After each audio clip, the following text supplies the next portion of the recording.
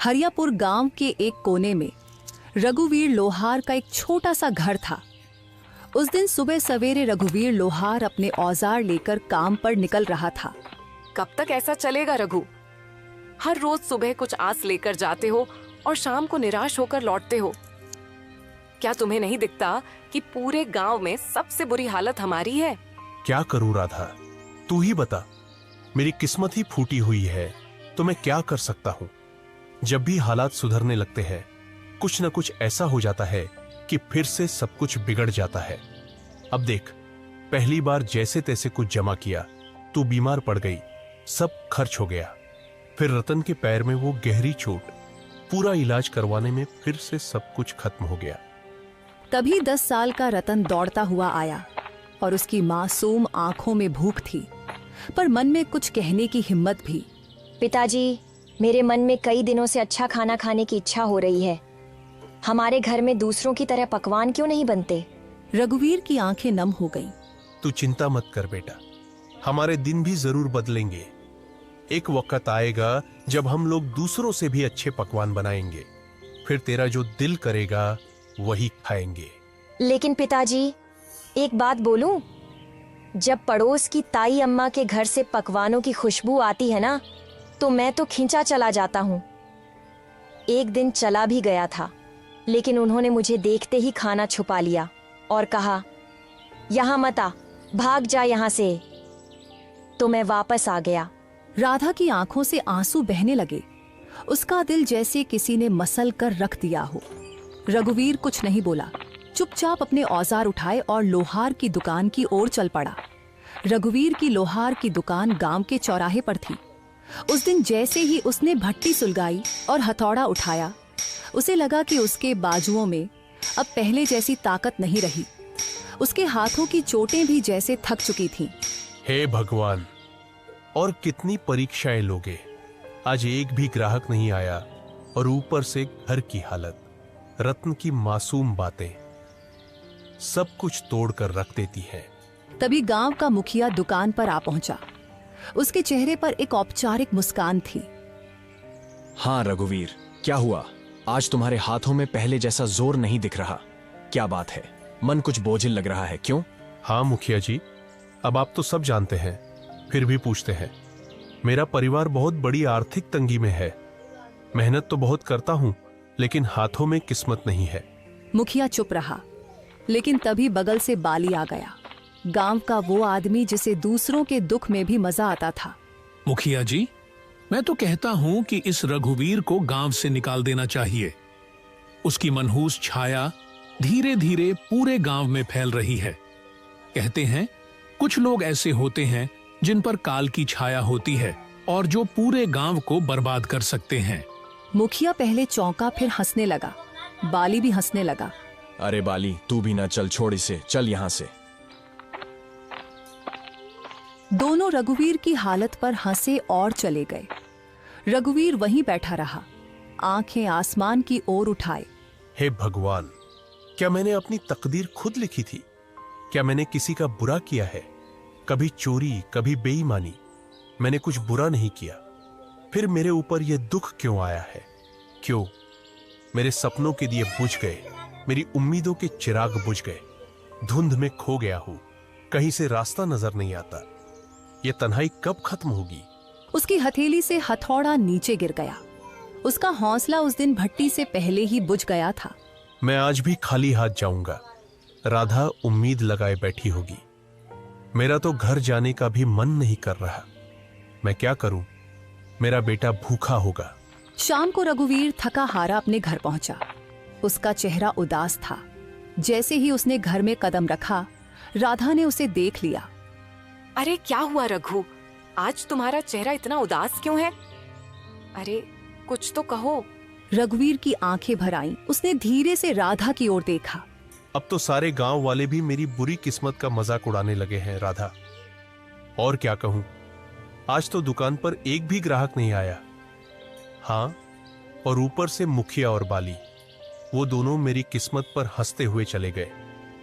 मैं तुम्हारे लिए खाने के लिए भी कुछ नहीं ला सका। राधा चुप हो गई। उसकी आंखें भर आईं।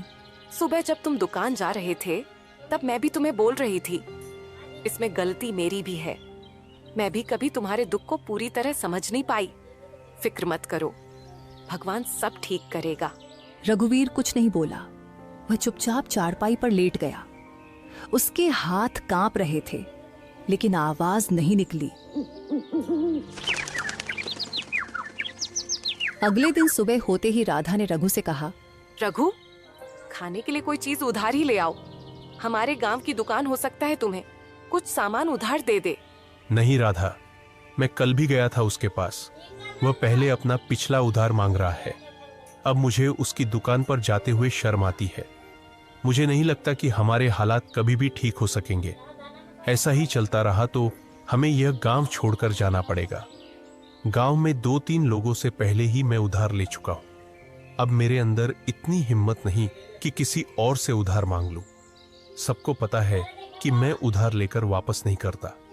वापस करूं भी तो कहां से? हमारे पास इतने पैसे होते ही नहीं, जो आते हैं वो लग जाते हैं। हाँ रघु, यह तो है। भगवान पता नहीं किस बात की सजा दे रहा है हमें, लेकिन हमें उम्मीद रखनी चाहिए। हमारे भी दिन एक दिन जरूर बदल जाएंगे। यह बात तो मुझे तुमसे सुनते 10 साल हो गए हैं। आज तक ऐसा दिन नहीं आया। वह चुपचाप घर से निकल पड़ा और सीधा जंगल की ओर चल दिया। उसका दिल बहुत भारी था, आंखों में उदासी थी और कदम जैसे बेजान थे। दिमाग में बार बार एक ही ख्याल आ रहा था, क्या जिंदगी का यही अंत है? क्या मैं अपनी तकलीफों से हमेशा के लिए मुक्त हो जाऊं? रघुवीर आत्महत्या के विचारों में डूबा हुआ गांव की सीमा तक पहुंच चुका था। तभी सामने से मुखिया आता हुआ दिखाई दिया। अरे रघुवीर, आज दुकान नहीं खोली क्या? तुम तो सीधे जंगल की ओर निकल पड़े हो। क्या बात है? अब लोहार से लकड़हारा बनने का इरादा है क्या? रघु चुप रहा। वह पहले से ही उदास था। उसके पास मुखिया को जवाब देने के लिए कोई भी शब्द नहीं थे। चलो अच्छा है, लकड़हारे भी बुरे नहीं होते। कम से कम जंगल में कोई तुम्हारी किस्मत का मजाक तो नहीं उड़ाएगा ना। मुखिया हंसता रहा और चला गया। रघुवीर बिना कुछ बोले जंगल की गहराई की ओर बढ़ गया। रघुवीर अब थक चुका था। उसके पैर जवाब दे चुके थे। वह एक घने वृक्ष की छाया में बैठ गया और आसमान की ओर देखने लगा। मैं मर्द हूं ना, इसीलिए किसी के सामने रो नहीं सकता। अगर राधा और रतन मुझे रोते हुए देख लेते तो उनका मनोबल टूट जाता। इसीलिए मुझे जंगल आना पड़ा। भगवान, तू मेरी कितनी परीक्षा लेगा? रघु उदास होकर आसमान की तरफ देखते हुए बातें कर रहा था कि अचानक उसके कानों में किसी के चीखने की आवाज आई। कोई है तो मेरी मदद करो। वह उठा और इधर उधर देखने लगा। अचानक उसकी नजर एक साधु पर पड़ी जो जमीन पर गिरे हुए थे। रघुवीर तुरंत उनके पास गया। साधु महाराज, आपको क्या हुआ? आप ऐसे क्यों पड़े हैं? बेटा, मैं राज की ओर जा रहा था कि रास्ते में मेरे पैर में जोर की मोच आ गई। मैं गिर पड़ा और तभी से इस सुनसान जंगल में पड़ा हूं। ये जंगल इतना वीरान है कि यहाँ कोई आता ही नहीं। कई दिन हो गए, कोई इंसान नहीं दिखा। मुझे बहुत प्यास लगी है। मेरा गला सूख रहा है। अगर जल्दी पानी नहीं मिला तो शायद मैं बच न सकूं। रघुवीर घबरा गया और तुरंत इधर उधर देखने लगा, शायद कहीं से पानी या कोई मदद मिल जाए। परंतु यहां तो दूर दूर तक कोई तालाब दिखाई नहीं दे रहा है महाराज। बताइए साधु महाराज, अगर आपको पता हो कि पानी कहां मिल सकता है तो मैं अभी ले आता हूं। यहाँ से लगभग 2 मील दूर एक तालाब है। तुम मेरे लिए वहां से पानी ले आओ बेटा। इतना कहकर साधु ने अपना कमंडल रघुवीर के हवाले कर दिया। थका हुआ रघुवीर बिना देर किए उस दिशा में चल पड़ा जहां उसे अपनी आखिरी उम्मीद नजर आ रही थी। जंगल की खामोशी के बीच वह अपनी थकी हुई टांगों के बावजूद तालाब तक पहुंच गया। जब उसने कमंडल पानी में डाला, अचानक तालाब से धुआं उठने लगा। धुआं धीरे धीरे एक भयानक औरत की शक्ल लेने लगा। यह दृश्य देखकर रघुवीर के दिल में डर और हैरानी की लहर दौड़ गई। तेरी हिम्मत कैसे हुई उस तालाब का पानी लेने की? क्या तुझे नहीं पता कि उस तालाब से कोई जल नहीं ले सकता? देखो, मुझे सच में नहीं पता था कि ये तालाब तुम्हारा है। मुझे माफ करो, मैंने ऐसा कोई अपमान नहीं किया। मैं एक डायन हूँ अगर तुझे ये जल चाहिए तो मेरी एक पहेली का उत्तर देना होगा। अगर उत्तर गलत दिया तो इसी तालाब में डुबोकर मैं तुझे मार दूंगी। लेकिन हाँ, एक और रास्ता है जिससे तू बच सकता है। तू बिना जल लिए यहाँ से चला जा, न पहेली न मौत। रघुवीर गहरी सोच में डूब गया। एक ओर साधु की प्यास और दूसरी ओर मृत्यु का भय। मैं यहां से जल लिए बिना बिल्कुल नहीं जाऊंगा। मैंने किसी से जल लाने का वचन दिया है और मैं अपना वचन नहीं तोड़ूंगा। तो मेरी ये पहेली सुन। एक घर ऐसा जो हर दिशा में खुला हो, जिसके अंदर उजाला हो, पर ना कोई खिड़की हो, ना कोई दरवाजा, ना कोई दीवार हो और ना ही कोई जमीन, फिर भी सब कुछ उसमें समाया हो। बता, कौन है वो? रघुवीर ने कुछ क्षणों के लिए अपनी आंखें मूंद ली। उसकी सांसें तेज और बेकाबू थीं, मानो दिल के भीतर एक तूफान चल रहा हो। लेकिन उसके चेहरे पर एक अनोखा सा सुकून था, एक गहराई से भरा शांत भाव, जैसे वो अपने भीतर की रोशनी से सच्चाई को खोजने की कोशिश कर रहा हो। अंदर से बेचैनी के बावजूद उसके माथे पर एक दृढ़ संकल्प की रेखा साफ नजर आ रही थी, जो ये बता रही थी कि वह हार मानने वाला नहीं है। वो है मनुष्य का मन, जो हर दिशा में खुला होता है, जिसमें उजाला भी होता है और अंधकार भी। ना कोई दीवार, ना कोई दरवाजा, फिर भी उसमें पूरा संसार समा जाता है। डायन कुछ पल चुप रही, जैसे रघुवीर के उत्तर पर हैरान हो गई हो। फिर अचानक वह जोर से हंसने लगी, एक ऐसी हंसी जिसमें हैरानी, गुस्सा और शायद थोड़ी सी खुशी भी छुपी हुई थी। तू पहला योगी है जिसने मेरी पहेली का सही उत्तर दिया है। जा, जितना जल चाहिए ले जा। आज तुझसे मिलकर मुझे प्रसन्नता हुई।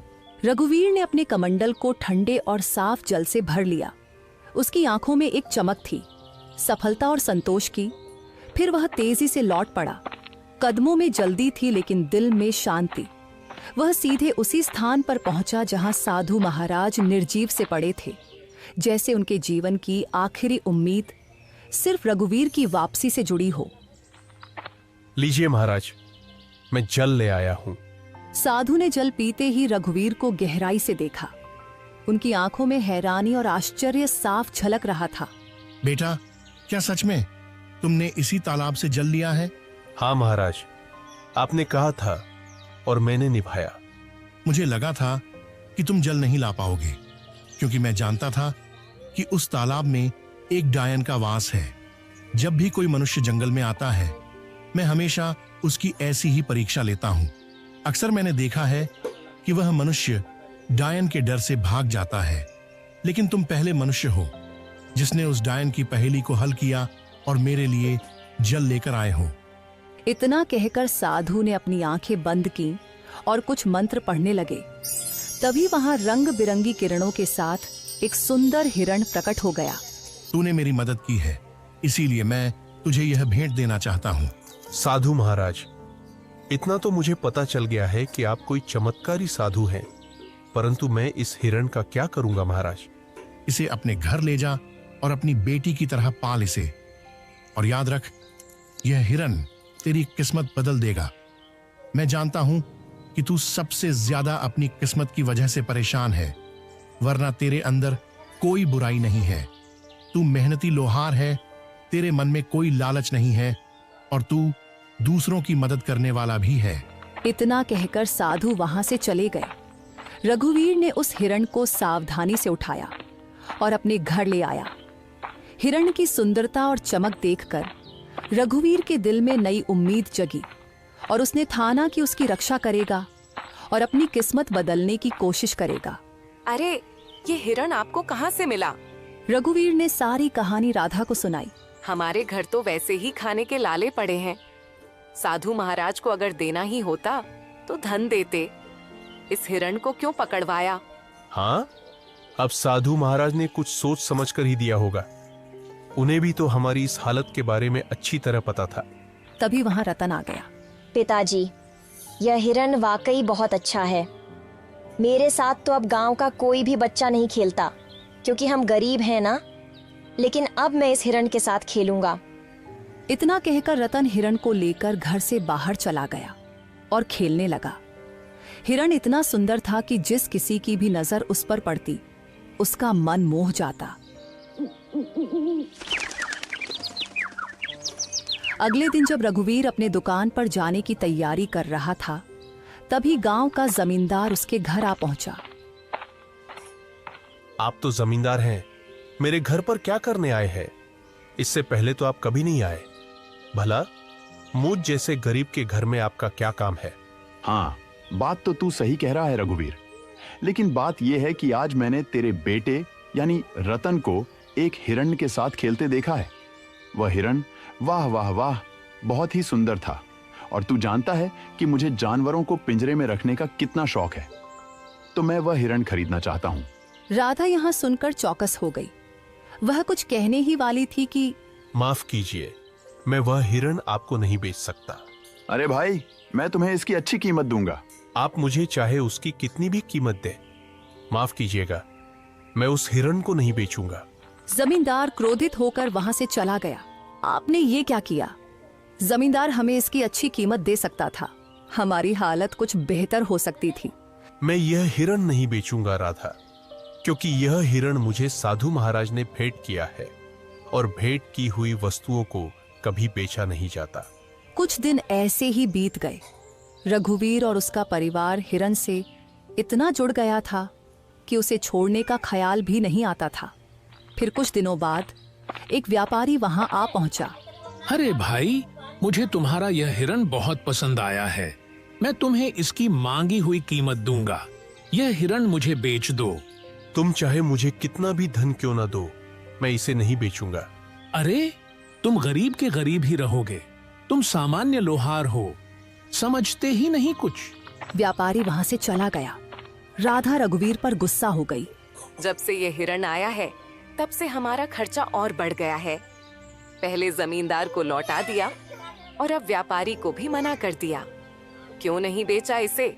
राधा, न जाने क्यों मुझे इस हिरण से अब एक खास लगाव हो गया है, और वैसे भी साधु महाराज ने कहा था कि इसे अपनी बेटी की तरह पालना। अब ये मेरी बेटी जैसा है, और भला कोई अपनी बेटी या को मांगी हुई कीमत पर बेचता है क्या? खुद सोचो ना। राधा यह सुनकर चुप हो गई और नम आंखों से मुस्कुराने लगी। धीरे धीरे वह हिरण उनके परिवार का हिस्सा बन गया। वहीं किशोनगर के राजमहल में उदासी छाई हुई थी। राजा विक्रम अपनी 20 वर्षीय पुत्री चंद्रलीका को देख रहे थे, जो बेहोशी की स्थिति में थी। उनके बगल में राजगुरु थे। राजगुरु, क्या मेरी पुत्री ठीक हो पाएगी? मैंने राज्य के बड़े बड़े वैद्यों को दिखाया, लेकिन कोई फायदा नहीं हुआ। महाराज, आपकी पुत्री को एक विचित्र बीमारी है। इसका इलाज शंभू है, लेकिन वह अत्यंत दुर्लभ है। तो फिर जल्दी से बताइए ना गुरुजी, इलाज क्या है? ध्यान से सुनिए। एक मायावी हिरण का आंसू और एक गरीब मनुष्य का आंसू, जब ये दोनों एक साथ मिलेंगे तो वे एक दिव्य पुष्प में बदल जाएंगे। उस पुष्प को राजकुमारी के शरीर पर स्पर्श कराना होगा, तभी वे स्वस्थ हो पाएंगी। तो फिर बताइए, वह मायावी हिरण कहाँ मिलेगा? मैं उसे किसी भी कीमत पर ढूंढ लाऊंगा। और गरीब की बात तो कीजिए ही मत, हमारे राज्य में गरीबों की कोई कमी नहीं है। आपने पूरी बात सुनी नहीं महाराज। अगर किसी गरीब को जबरदस्ती रुलाया गया तो वह आंसू व्यर्थ होगा। दोनों को अपने आप दिल से रोना होगा, तभी वह पुष्प प्रकट होगा। तो फिर क्या? तुम्हें पता है राजगुरु की वह हिरण इस समय किसके पास है? हाँ महाराज, मैंने साधना के दौरान यह देखा है। वह मायावी हिरण हरियापुर गांव के एक लोहार के पास है। राजा विक्रम अपने मंत्री जगन्नाथ और 2 सिपाहियों के साथ हरियापुर की ओर रवाना हुए। कुछ ही देर में वे हरियापुर पहुंचे। वहां गांव का मुखिया दौड़ता हुआ आया। हमारे तो भाग्य ही खुल गए, राजा विक्रम पधारे हैं। मुझे तुम्हारी बातें सुनने में कोई दिलचस्पी नहीं है। बस इतना बताओ, क्या इस गांव में कोई लोहार रहता है जिसके पास एक हिरण है? हाँ महाराज, रघुवीर लोहार है। पूरे गांव को पता है कि उसके पास एक हिरण है, और वह हिरण किसी को देता भी नहीं है, क्योंकि वह अत्यंत सुंदर है। मुखिया राजा विक्रम को लेकर रघुवीर के घर की ओर चल पड़ा। मंत्री, 2 सिपाही और स्वयं राजा को देखकर रघुवीर चौंक गया। क्यों? क्या तुम्हारे पास कोई हिरण है? और क्या वह मायावी भी है? प्रणाम महाराज। प्रणाम। हाँ महाराज, मेरे पास एक हिरण्य है, लेकिन मुझे नहीं पता कि वह मायावी है या साधारण। मेरे लिए तो वह मेरे बेटे जैसा है। वह हिरण तुम्हें कहां से मिला? एक साधु महाराज ने मुझे यह हिरण भेंट किया था महाराज। समझ गया। उस साधु ने तुम्हें एक मायावी हिरण दिया है। चलो, मैं उसे खरीदना चाहता हूं। क्षमा कीजिए महाराज, मैं इसे बेचना नहीं चाहता और बेच भी नहीं सकता। महाराज, यह इतना ही मूर्ख है कि जमींदार ने भी इसे खरीदने की कोशिश की, मगर उसने नहीं बेचा। हमारे गांव का सबसे बड़ा व्यापारी महंगी कीमत देने आया, लेकिन फिर भी वह नहीं बिका, और अब उसने आपको भी मना कर दिया है। उसकी हिम्मत तो देखिए। देखो लोहार, मुझे उस हिरण की बहुत जरूरत है। मैं तुम्हें उसकी महंगी कीमत दूंगा, समझ रहे हो ना? महाराज, मैं नहीं दूंगा, क्षमा कीजिए। मैं तुम्हें आधा राज सूप दूंगा, बस मुझे वह हिरण दे दो। नहीं महाराज, अगर आप मुझे पूरा राज भी दे दे तब भी मैं उसे आपको नहीं दूंगा, क्षमा करें। सिपाहियों, इस लोहार को बंदी बना दो और उस हिरण को पकड़कर महल में ले आओ। चलो। सिपाहियों ने रघुवीर और हिरण दोनों को पकड़कर महाराज के सामने पेश किया। कैसा लग रहा है अब मूर्ख? मैं तुम्हें आधा राज्य देने को तैयार था और तुमने इनकार कर दिया। अब मैं तुम्हें उस हिरण को बिल्कुल नहीं दूंगा। आखिरी बार देख ले इसे, मूर्ख कहीं के। महाराज, मैं जानता हूं कि आप जो निर्णय लेते हैं उस पर अडिग रहते हैं। बस आपसे मेरी एक विनती है, मैं अपने इस हिरण को एक बार गले लगाना चाहता हूं। मैंने इसे अपने बेटे जैसा चाहा है। जा, तुम्हें इतनी मोहब्बत है तो जा गले लगा ले इसे। रघुवीर ने दौड़कर उस हिरण को गले लगा लिया। दोनों की आंखों से आंसू बहने लगे और जैसे ही वे आंसू धरती पर गिरे, वहां एक नीला फूल खिल गया। महाराज, यही वह फूल है जो आपकी पुत्री को ठीक कर सकता है। राजा विक्रम दौड़कर फूल लेकर अपनी पुत्री के कमरे में गए। फूल जैसे ही पुत्री के शरीर को छुआ, वह होश में आ गई।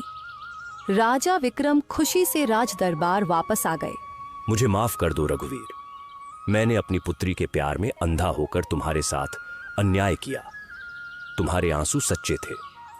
अब मैं समझ गया कि तुम कितना सत्य बोल रहे थे। तभी वहां साधु महाराज प्रकट हो गए। महाराज, यह गरीब लोहार किस्मत का मारा है। उस हिरण को मैंने ही उसे भेंट किया था और मैंने कहा था कि यह उसकी किस्मत बदलेगा।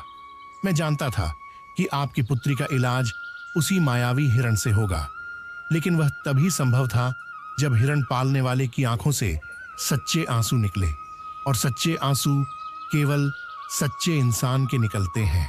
साधु ने रघुवीर को देखकर कहा, रघुवीर, तुम्हारा काम पूरा हुआ, और जैसा कि मैंने कहा था, यह हिरण तुम्हारी किस्मत बदलेगा। अब समय आ गया है। रघुवीर, हम तुम्हें बहुत सा सोना देते हैं। तुम्हारी वजह से हमारी पुत्री ठीक हो गई है। हम तुम्हारा यह एहसान कभी नहीं भूलेंगे। महाराज, आपकी मेहरबानी है, लेकिन कृपया करके मुझे यह न दें। नहीं नहीं नहीं रघुवीर, यह भेंट है और भेंट को कभी ठुकराते नहीं। आज से तुम मेरे राजमहल में मेरे सलाहकार बनकर रहोगे और मेरे खजाने की रिक्शा का काम तुम्हारे कंधों पर होगा। तुम सच्चे इंसान हो, और हाँ, जिस गांव में तुम रहते हो, आज से तुम उस गांव के जमींदार हो। वह पूरा गांव अब तुम्हारा होगा। रघुवीर पूरी दौलत लेकर अपने घर वापसी की राह पर निकला, जो उसकी मेहनत, ईमानदारी और सच्चाई का अनमोल इनाम था। इस तरह एक सामान्य लोहार अपनी मेहनत और प्यार की वजह से अपनी किस्मत बदलने में कामयाब हो गया। उसका जीवन अब पहले से कहीं ज्यादा खुशहाल और सफल था, और वह अपने गांव के लिए एक मिसाल बन गया।